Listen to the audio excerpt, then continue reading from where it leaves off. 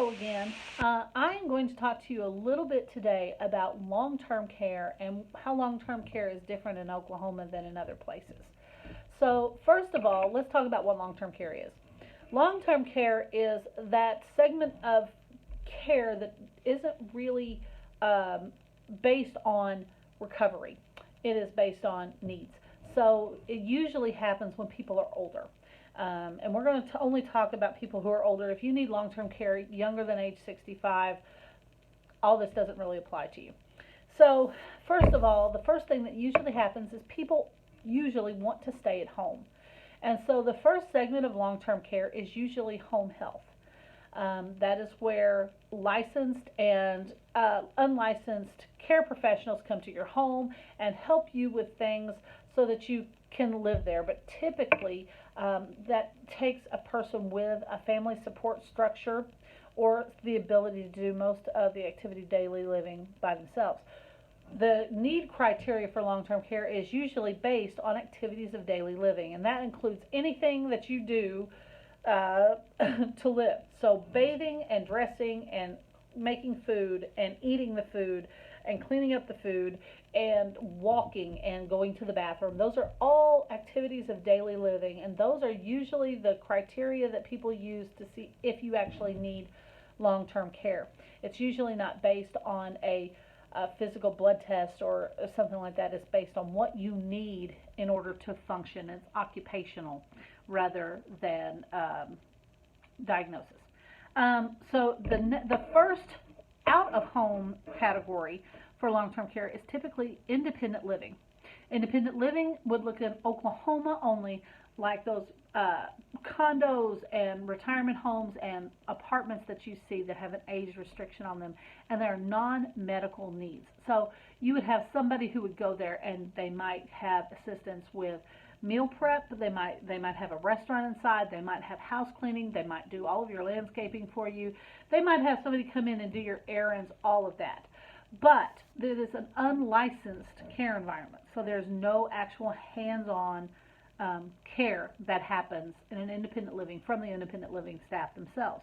A lot of people will go into independent living so that they have those custodial needs taken care of, and then they will actually have home health come in to help with medication administration, et cetera, and that again will extend the period of time that they can be independent. The next category of long-term care is assisted living, and assisted living in Oklahoma is different than in many other states. I'll go into a little bit of why in a minute, but assisted living covers non-regular needs.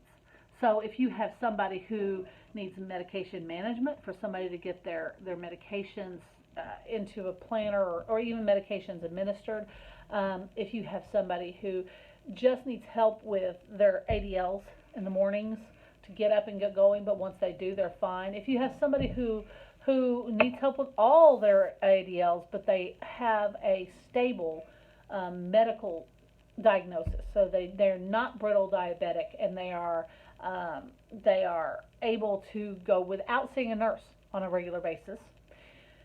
The criteria for assisted living includes it includes intermittent nursing care, not regular nursing care. If you need regular nursing care, which is a licensed function, such as wound care, injections, those kinds of things, you would need to be in a long-term care, which is typically known as a nursing home. Now, I don't know anybody who is jumping up and down, can't wait to get to a nursing home, because nursing homes represent the evolution of care since the beginning of care in the United States, with mental asylums and nursing homes and poorhouses all kind of jam-packed into one. And you can tell that because the amount of regulation in a long-term care is rivaled only by nuclear power. The person who's making sure that the power plant doesn't melt down is regulated only slightly more than the person who's taking care of our most vulnerable adults.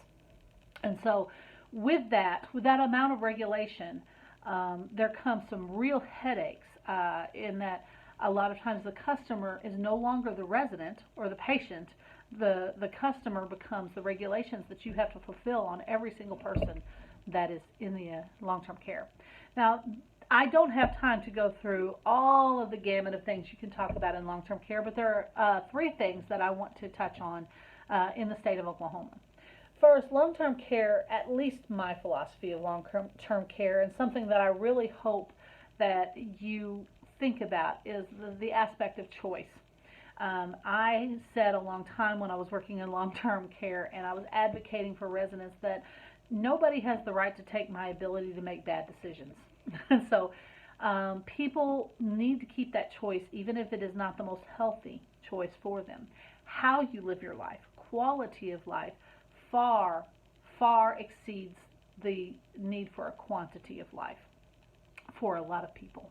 I can't say that's a prescription for truth, but I can say that for most older people, how they live is so much more important than how long they live. So, assisted living was created in Oklahoma based on that premise.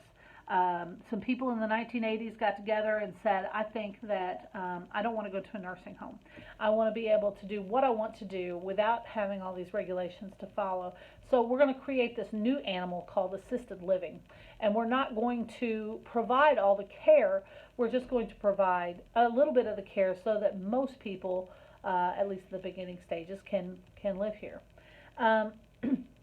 One of the problems with assisted living is that there has been a continual shift for a long time. When it first started out, a lot of the people who were in nursing homes went, hey, I'm going to go there. So they didn't get a whole new crop of people, and everybody who was in nursing homes stayed there.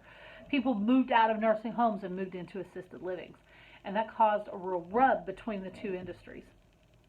The cost of providing care in long-term care far exceeds how much is being reimbursed to them. About 6 years ago, the cost was $11 per day less than it actually cost. They were receiving from Medicaid $11 less than the actual cost of caring for somebody. That includes your staffing costs and all that. Well, it doesn't take an economist to realize you can't do business on, if you have 100 residents, 11 times 100 times 30 every month, you're going in the hole really fast.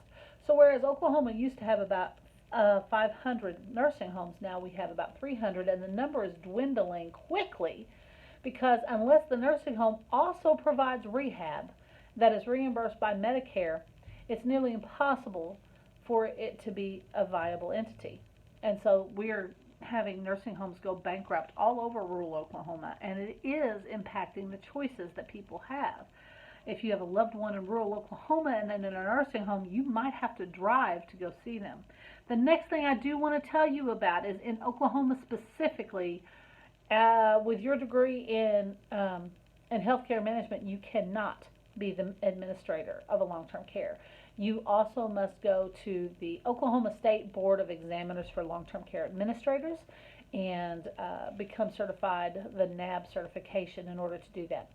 For the nursing home administrator specifically, you must have a bachelor's degree before you can even do that. For assisted living, you just have to go through the Senior Living University courses that they have and then pass the NAB boards. I really hope that this shines a little bit of light on what long-term care is in Oklahoma, and all I can say is I hope that you are a wonderful administrator who lets me do whatever I want when I get there.